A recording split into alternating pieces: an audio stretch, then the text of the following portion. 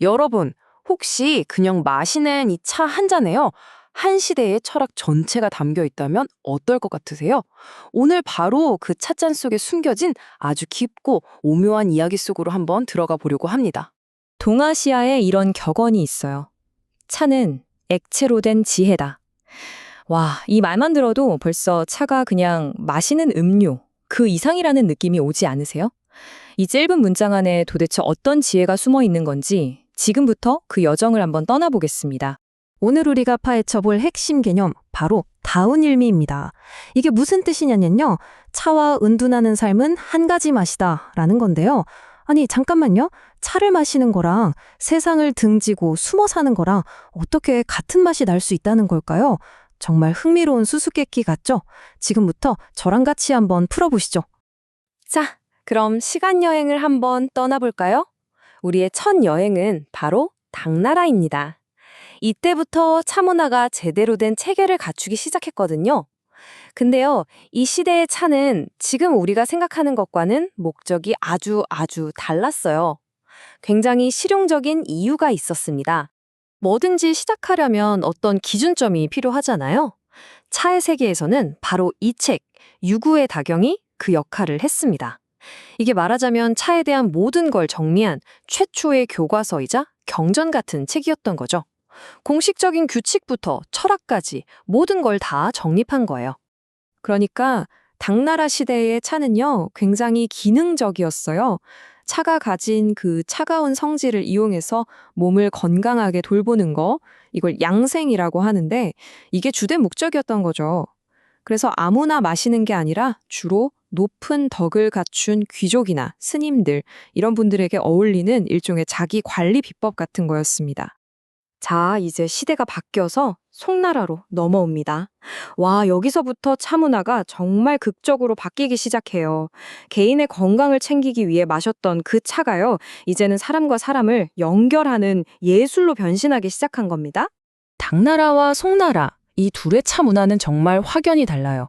당나라가 실용 건강 중심이었다면 송나라는 미학, 그러니까 정신적인 걸 추구했죠. 특히 예술가 황제로 유명한 휘종의 영향이 엄청났는데요. 이때부터 차가 문인이나 학자들이 모여서 교류하고 사교하는데 없어서는 안 돼 아주 핵심적인 매개체가 된 거예요.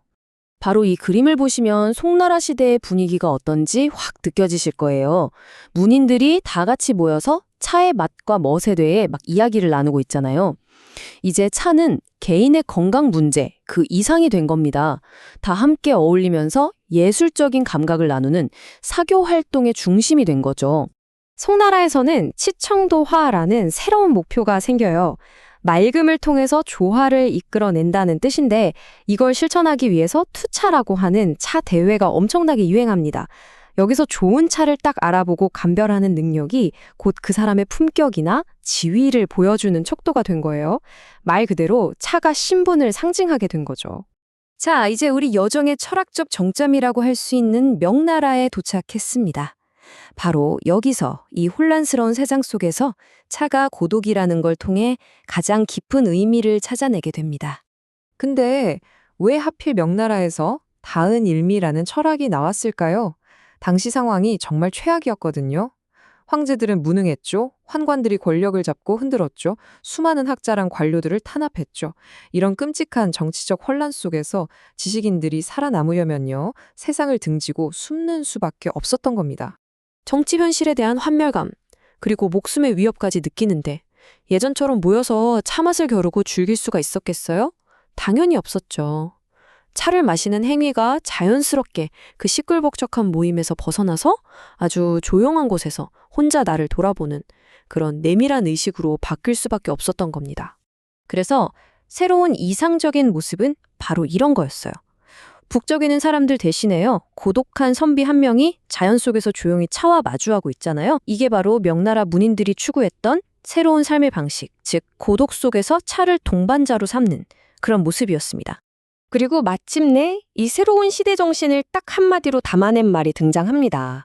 바로 독철왈신. 무슨 뜻이냐?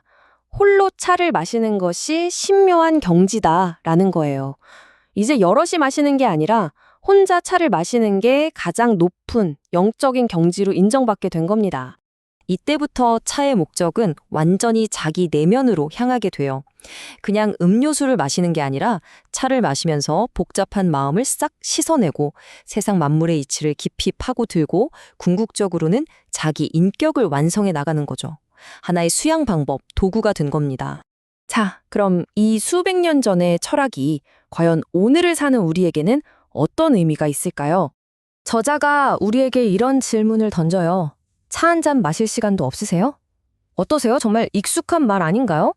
바로 이 지점에서 수백 년 전의 그 철학이 지금 우리에게 말을 걸어오는 겁니다.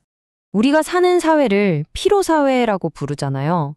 물질적으로는 정말 모든 게 풍요로운데 이상하게도 우리 마음속 평화는 텅 비어있는 경우가 많죠. 이것이 바로 다은 의미의 철학이 그 어느 때보다 더 큰 울림을 주는 이유입니다. 그러니까 중요한 건 이게 그냥 옛날 이야기가 아니라는 거예요. 다른 의미는 시대를 넘어서 우리에게 균형을 찾을 수 있는 지혜를 알려주는 거죠. 이 복잡한 세상에서 잠시 모든 걸 멈추고 차를 마시는 그 고요한 시간이요. 그게 바로 온전히 나 자신과 마주할 수 있는 소중한 기회가 되는 겁니다. 이렇게 단 한순간도 멈추지 않는 세상 속에서 여러분이 잠시 멈춰서 차 한 잔을 마주하는 그 순간, 과연 무엇을 발견하게 될까요?